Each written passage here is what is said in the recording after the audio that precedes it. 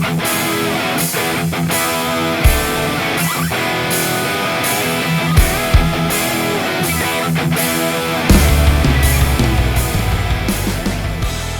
baseball family, Matthew here again with another episode of the British Baseball Podcast on what is a bit of a curveball for myself because I actually have an author on. Now since Reading the Game has stopped the wonderful Steve Klein and Philip Stone doing their book reviews on baseball, I thought I'd take this opportunity to have a chat with an author myself who's going to be coming over to the UK pretty soon about his brand new book, Why We Love Baseball. It's Joe Posnanski. Joe, how are we?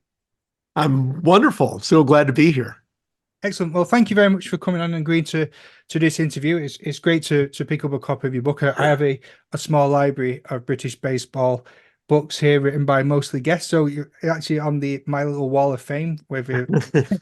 So yeah, I think there's only like 2 or 3 people on here that have not actually been guests on the show. The magazines don't count. But yeah, I'm happy to have this as part of my collection.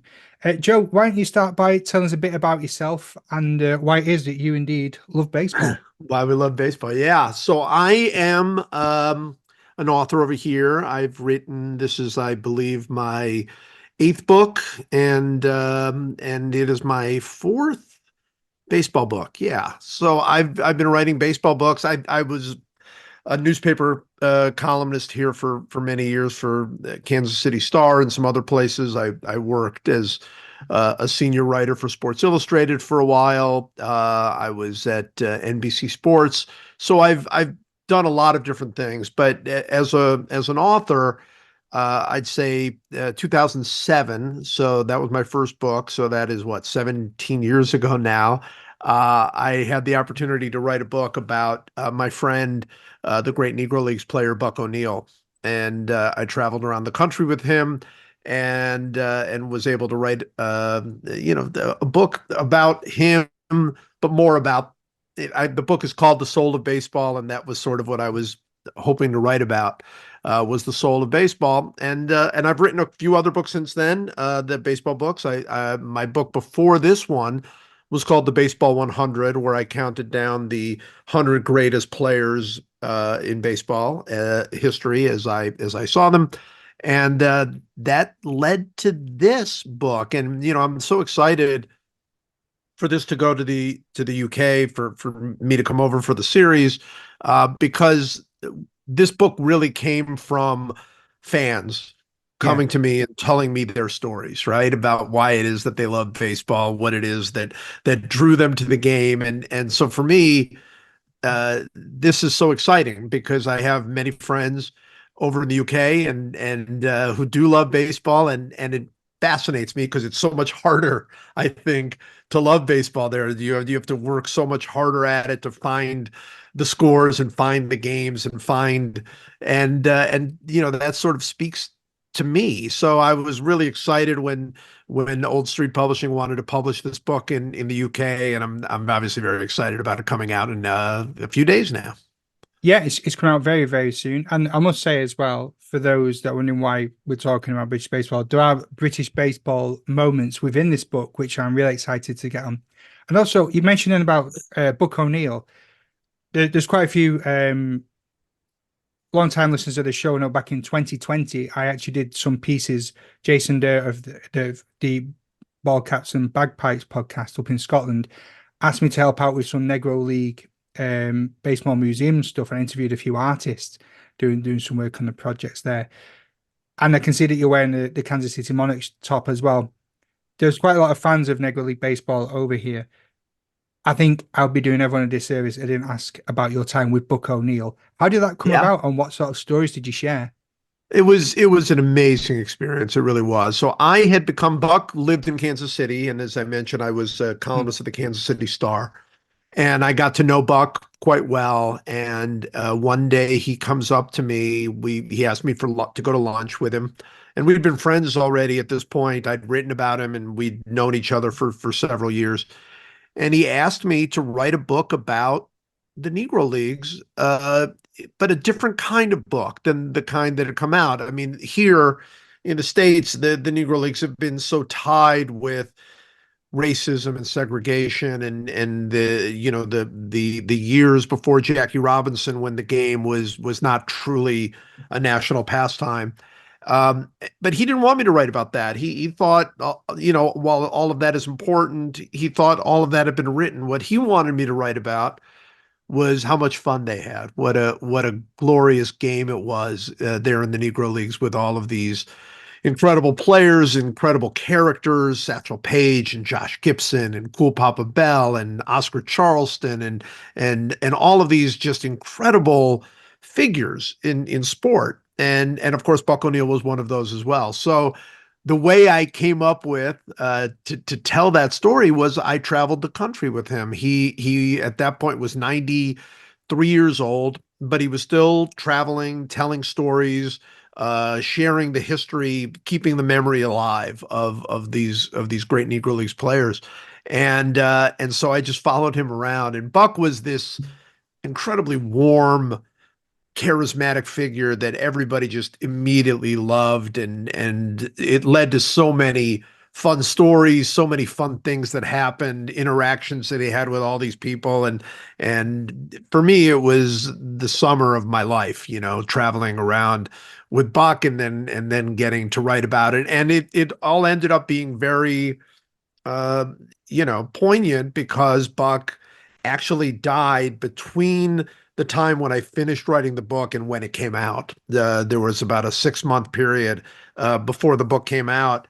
So the last time I talked to Buck was in his hospital bed, and he asked me to come back and read the book to him, which I was so looking forward to doing. And of course I ended up I could not.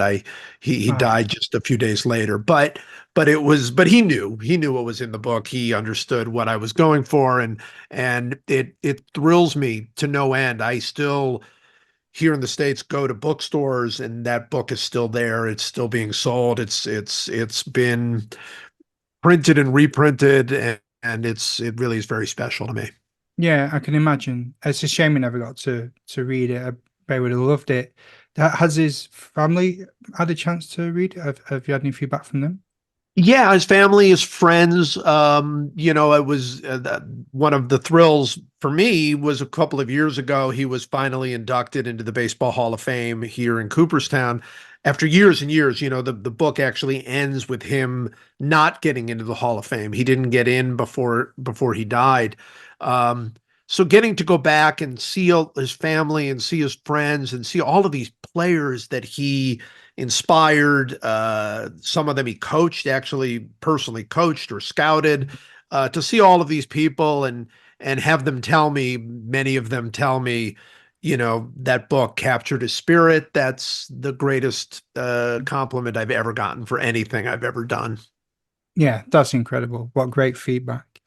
And you can see how the impact those ripple effects that those players have had as well. I mean, it was 2023 when they were finally featured in MLB The Show, the video game. Yes, And that's even right. my 6-year-old, his favorite player is Hank Thompson because Yes. of the game. And it's introduced him, 6-year-old British kid from Salford, to these players. And he's just like, he likes the sport. And I think it's fantastic that, the impact it's had now. It's incredible. It's Mm. incredible. So one of the people who went on the road with me with Buck was Bob Kendrick, who's the president Yeah, of yeah. the Negro Leagues Baseball Museum in Kansas City. And he is the one largely responsible for the MLB The Show. And he tells me, I mean, I just talked to him just 45 minutes ago, an hour ago. And we were talking about little kids come to the museum all the time. And not only do they know players, I mean, Hank Thompson is a relatively obscure player. I mean, he was a terrific player, but, and he was one of the first to actually play in the major leagues. And he was a great player for the Giants after he left the Monarchs. But I mean, Buck would just be smiling so much to think about any 6-year-old kid who cared about Hank Thompson, much less the 6-year-old kid there in Manchester to for him to even know who Hank Thompson was, but more or less to have him as a favorite player and admire him. Uh, what they've done with MLB The Show has been so incredible for the Negro Leagues and the memories of it. Yeah, I agree. I agree indeed. Right, let's talk about your book and yourself. I do feel like we could dedicate a whole podcast to Negro Leagues, but again, Oh, it's sure. it's supposed to be about British baseball and stuff. So, let's. Did you always want to be an author? Was it something you aspired to be when you were doing your writing as a journalist? Yeah, I didn't think about it very much, when I was younger and really trying to make a living as a journalist and climbing from smaller newspapers to bigger ones and to bigger ones. It wasn't really until Bach came to me. I thought in the past about, doing some kind of book, but I didn't have any ideas that really struck me. I did put together a book. There was a book put together, a collection of some of my work. But that I don't know that I count that. I mean, it's great that it happened, but it wasn't a book that I was actually writing. So it really wasn't until Bach came to me with this idea that I started to think of myself a little bit like, can I do that? And that first book, I'm so proud of it, but I didn't know what I was doing. I had absolutely no idea how to write a book, much less a book that would be so meaningful in my life. And I just fully credit Buck for being so easy to write about. I mean, that for that book to come out. And then once I wrote The Soul of Baseball, I fairly soon after that wrote a book about the 1975 Cincinnati Reds called The Machine.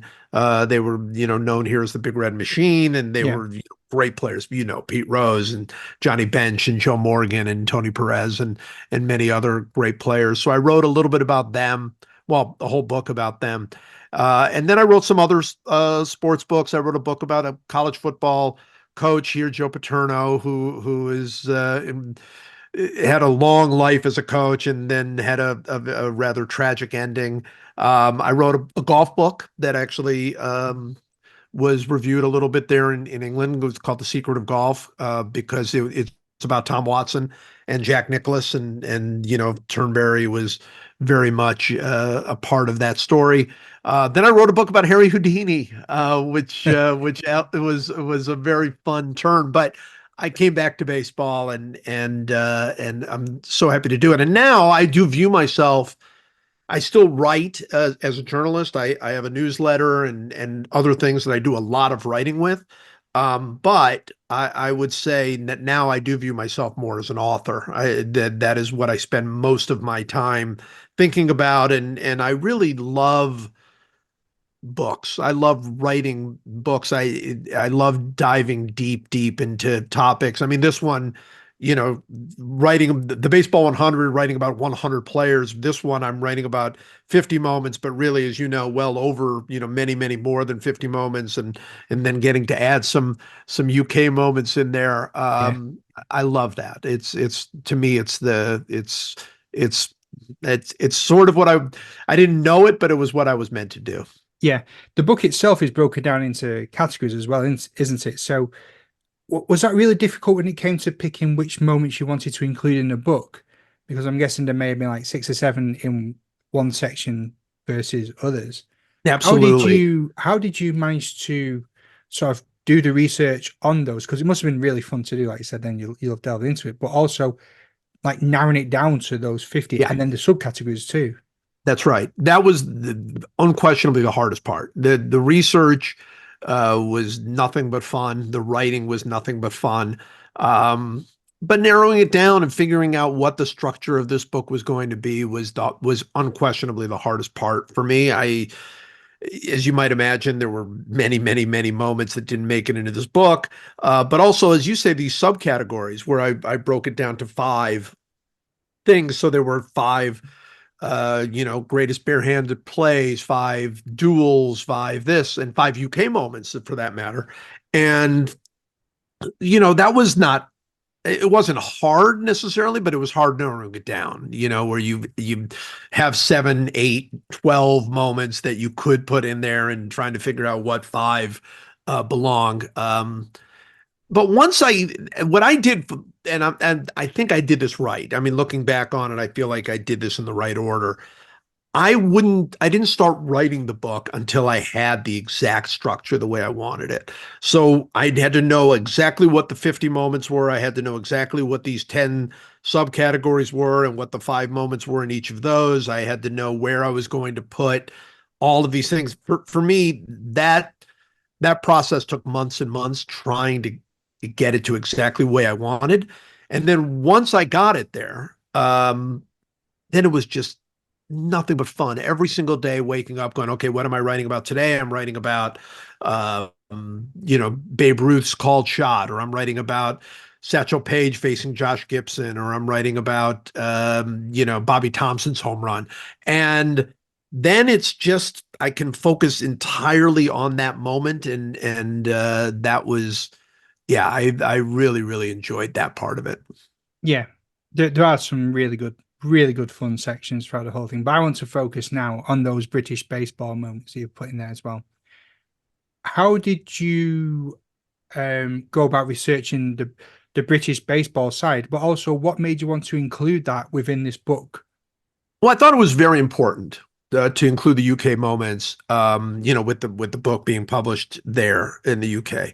When they told me, when they came to me and said, we want to publish this book in the UK, I thought, well, this is great because there are quite a few, very passionate baseball fans, but you can't look at that as a gigantic market, right? Like, I mean, you're not looking probably to get a bestseller, writing about baseball in the UK.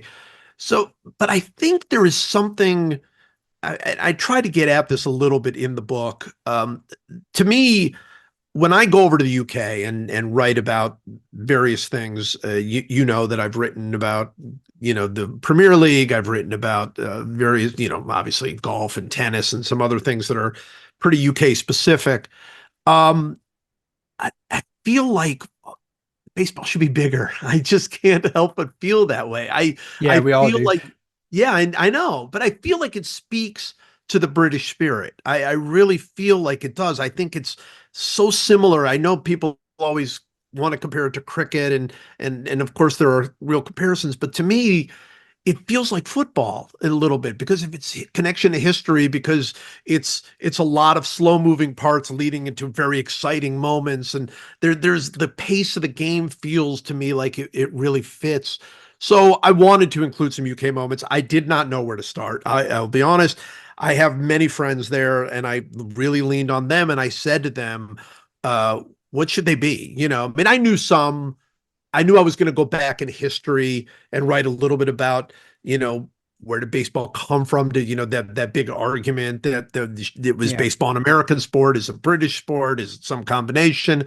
I knew I was going to write about that. I knew I was going to write a little something about the baseball grounds because I just feel like it's such an interesting part of British history. But I wanted some things that I was like, there have to be many things about British baseball that I don't know.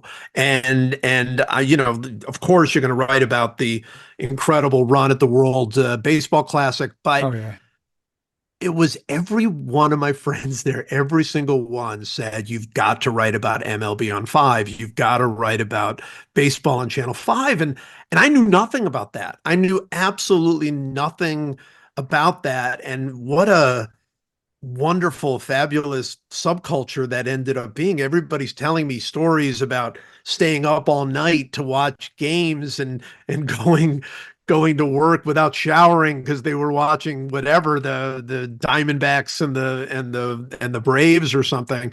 And I just thought I love this so much. These are the people that I think would really love this book. They're the ones that like that's what I would be like. I feel like yeah, that's like I'd be the one staying up till 3 in the morning every single night, every week, I guess, to watch baseball. I love that so much. So I thought it was very, very important. And I also great fun to try to really dive in on some of the great British baseball moments. yeah. It was. It is some of the highlights I really enjoyed about, it, especially I put down in my notes like the MLB on 5 stuff. It proper brought a smile to my face because, like many people, MLB on 5 was the gateway into baseball. It was Sure. rarely on terrestrial. If you wanted it, you had to hunt for it. And we only had 4 TV stations over here before. And then when Channel 5 came out, as part of their launch campaign. I remember the advert was seeing Ken Griffey Jr. being part of it, and it was Seattle versus Yankees, I think was the first game. Oh, I love And it. the Mariners won, and I became a follower of Seattle baseball way back then. Um, and yeah, and like little interviews with Jonathan Cramen that are in the book as well about the time of the World Baseball Classic. Did you actually manage to speak to Jonathan in person I about that time? I did. I did. I actually talked to a couple of different people, but Jonathan was fabulous and just, I mean, had seen it. What I really loved is the people who had seen it grow Mm, to where it is now. And obviously it's still growing and still building, but just his amazement at how far it had come and has come is so awesome. I mean, so inspiring. I mean, he was just like, people had no idea baseball existed, and then suddenly the World Baseball Classic, the first of all getting into the World Baseball Classic with a huge yeah, comeback win, and then beating Colombia, just shocking Colombia, and with a huge comeback win. I mean, that's how you sort of win a nation, right? And I think that people who had no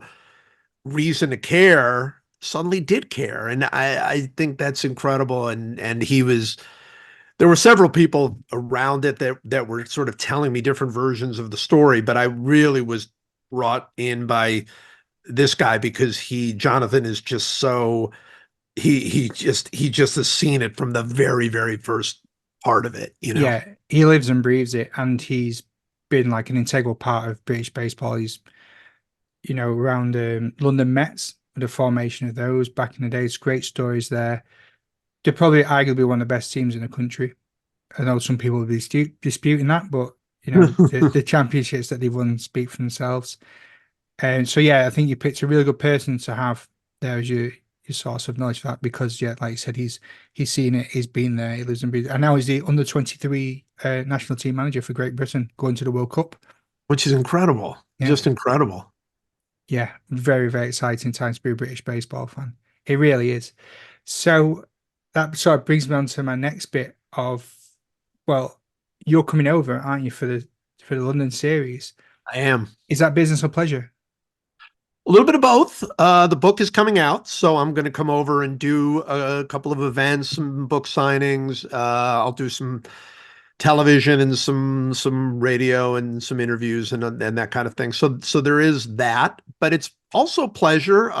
It's actually our anniversary, so my wife and I are coming over, and I have to tell you, this is what the third, right? The third London series. Yes. And each of the first two, I had very, very good friends that went over to for the series. They were fans of one of the teams. Like last year, I'm very good friends with Nick Offerman, and Nick Offerman went over for the Cubs part of the series. And they just tell me you have to come. They just say you have to come. It's an experience unlike anything that you will get in the States. It's just a different baseball experience. And so I couldn't be more excited. I mean, I'm excited to have the book out. I'm excited to meet some British baseball fans. We're going to do some fun things. I think I'm going to be at the Waterstones in Trafalgar Square Yeah. the night before, some other things like that. But also I'm just there. I'm just excited to see the baseball. I mean, I've seen a lot of Mets Phillies games over the years, but nothing like this. And I'm just really excited to watch it happen. Yeah, the experience is going to be phenomenal. They have like a home and derby in Trafalgar Square and stuff. There's events Wow. all over the city. You're Yeah. not going to be struggling for things to do. I went to the Cubs Cardinals game last year. I think it was on a Yeah. Saturday. Yeah, I was there for the Saturday game and saw the Cubs win. That was my first baseball experience. I was going to Wow. say today, but we were already talking before about your experience within English football, where you've been to a Manchester City game when you came up to a piece on Burnley. And in a way, I'm kind of gutted for you that, like, for me, British crowds are best summed up. Do you ever watch pro wrestling? Yes, a little bit. Or the Raw, the Monday Night Raw after WrestleMania, you can Yes. always tell where all like the crowd just feels different. Right. I'm not saying that the baseball game is going to be like a pro wrestling match, but it's that sort of energy and atmosphere. It is like a football match, but at a Yeah. baseball ground. It's fabulous. I've been lucky enough. I've been all, I've watched baseball games in a lot of places. I've been to Japan and watched baseball. I've been to Dominican Republic and watched baseball. I've been to Puerto Rico and watched baseball. Obviously all over the country, been to Mexico and watched baseball. It's a little bit different everywhere. It's very different in Japan. It's very different in the Dominican. It's very, there's a different level of passion. But I'm really excited. I mean, I've been over a few times for various Premier League things, and I've been to Wimbledon, and I've been to, some of the golf, British. I've been to several Open championships, and yeah, I want to see that crowd at a baseball game. I really want to see what that experience is like, and I think the other thing about it is, I mean, Cubs Cardinals, of course, one of the great rivalries in baseball, but this is going to be particularly fun, I think. I mean, you have a New York team which is really great. You have the Phillies, who might be the best team in baseball. I mean, they're playing better than anybody right now. You're going to have huge stars, Bryce Harper and a bunch of people with the Phillies Yeah. and Pete Alonso. I mean, this is going to be a huge star filled. So I'm very excited about it, and I'm very excited to see how the atmosphere will be. I'm really looking forward to it. Yeah, it's going to be a banger. That's for sure. It's even if it ends up being 0-0 up until the ninth inning, the last pitch, you guarantee it's going to be great just for the British public that are watching the games there. It's going to be amazing. It really is. Yeah. Yeah. So we've been talking a bit now about the British baseball and stuff, but I forgot to mention something before about you writing. What's the best piece of advice you ever received as a writer, whether it be through the journalism stuff or whether it be as an author? It's a great question. I'd say there are two pieces of advice that stick with me as a writer, and the first is probably pretty obvious, but it's the one I always tell when I speak at colleges and places. It's so important to read a lot of different kinds of writing. I just In order to develop your own voice, I mean, I'm sure there are other ways to do it, but most of the people I know who have been successful as writers, they read a lot of different kinds, and they sort of borrow a little bit of this and a little bit of this and a little bit of this until eventually it becomes their own voice. And I know that's what I did. And reading widely, not just reading just about baseball, but reading about science and history and fiction and going in all different directions, I think is really important. Um, but the other thing that I think has been successful for me is just being endlessly curious. I think is so important. What I see from a lot of people, young writers especially, and it's not a question, it's just a question of not knowing. But they get to a certain point, they learn what they need to learn for the story, and they stop. And they're not curious beyond what it takes to do that story. And for me, the best parts of this book, the best parts of any kind of writing really that I've done has been the things I found out when I already thought I knew enough. It's the stuff that you find out because, oh, I'm just gonna happen to I know I have enough to write this story, but Yeah. let me turn over one more leaf. Let me try one more interview. Let me chase down one more newspaper archive or something. And so that's been really successful for me, and I think that speaks to work ethic. It speaks to really just not letting go, but it also just speaks to believing that it's all going to pay off at the end, that you have to just kind of keep going and going and going, and sooner or later you're going to find something that is going to make whatever it is you're doing, you know, twice as good. And so I think reading a lot and then just being endlessly curious are the two best pieces of advice I've gotten. That's brilliant. So, what extra things did you learn then by going this extra mile? Was there anything that you weren't aware of when you're doing your research? Absolutely, almost all of it. I mean, there's something I wasn't aware of on every page in this book and in Baseball 100 and probably in everything else I've done. The one that comes to mind very quickly was there's a very famous play from the 1947 World Series where Joe DiMaggio hit a long fly ball and a great catch was made at the wall by a guy named Al Gianfrido. And it's a legendary catch, and it's most famous because there is footage of Joe DiMaggio kicking the dirt in frustration after he caught the ball. And DiMaggio was very famously placid. He never showed his emotions.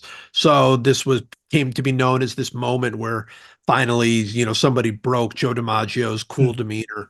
So it's a very famous moment, but I wasn't going to include it in the book because I've seen the film of it, and the catch is just not very good. If anybody goes to YouTube and watches the catch, you would never think that's one of the greatest catches in the history of baseball. It's nothing of the sort. It's barely a good catch. They say he saved a home run. He's nowhere near the wall. So I was going to leave it out, but again, endlessly curious. I just thought, well, why is this play so famous? I mean, it was in the World Series and it was against Joe DiMaggio, but why did people think this play was so great? I mean, I can see it. It's just not that great. And I went back into the archives and couldn't find anything, couldn't find anything, couldn't find anything. And I just kind of kept going and going, more out of at this point, I wasn't going to even include it in the book. It was more out of just like, I've got to answer this question in my mind. I've got to know why. And I found maybe the most interesting thing in the book itself, which is that the catch that is on YouTube, the catch that is the film that we've seen, is not the actual catch. It's a reproduction of the catch, a recreation of the Oh, wow. catch. That the newsreels did not get the catch. In those days, it was the newsreels had one camera, and they didn't get the catch. So the next day, before Game 7 of the World Series, they sent Al Gianfrido out to the outfield before the game with the crowd already there, and they hit fly balls to him and told him to pretend he was making the catch as best he could, try to recreate the catch that he had made the day before as best he could. And when you watch it on film, it's clear that he was trying to make the catch, but the ball wasn't close enough to the wall for him to actually make anything like the catch the day before. Plus, how do you recreate something like that, Yeah, on exactly. demand? And I just found that absolutely fascinating. And I'd never read that before. I'd never seen that before. That play is incredibly famous. And yet we've all just assumed that the film we're watching is the actual film. And it's not. And I sort of it's one of the things this book was not meant to break news or anything like that, but it is something that I have added to the baseball knowledge that is not the actual catch. That's brilliant. I want one story from you that didn't make the book that you wish could be in it. Oh boy, there are a bunch. There literally were 10 or 15 stories that I fully wrote, Yeah. but I just didn't have room for them in the book. One of my favorite little things that I had done that I did not get to put in the book was I really, the famous "Who's on First" skit that Abbott and Costello did. No. So it's a very famous comedy skit that Abbott and Costello did, where Abbott they were talking about a baseball team, and the whole theme of it is that who is on first, what's on second, I don't know, is on third. That's their names, and Got you. they're constantly befuddled by this. Well, Yeah. who's on first? Yes, that's right. And so on. And I really was able to track that down, and that's I mean, they literally at the Baseball Hall of Fame in Cooperstown, New York, they run that on a loop all day long.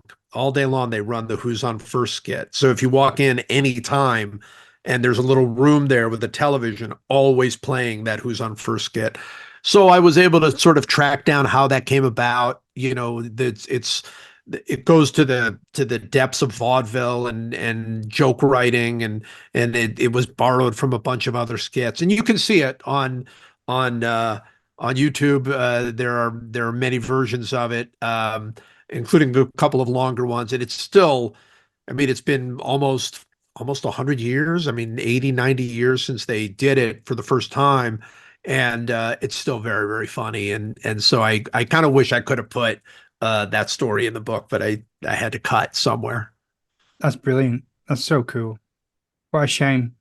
Yeah, I just had to do like another one, right, another.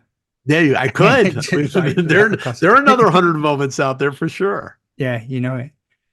Right. Well, Joe, that sort of brings us to the end of the conversation. It's been an absolute pleasure having you on. I really appreciate your time. I know you're a very busy man and you're getting ready for coming over soon. Is it the 8th and 9th of June?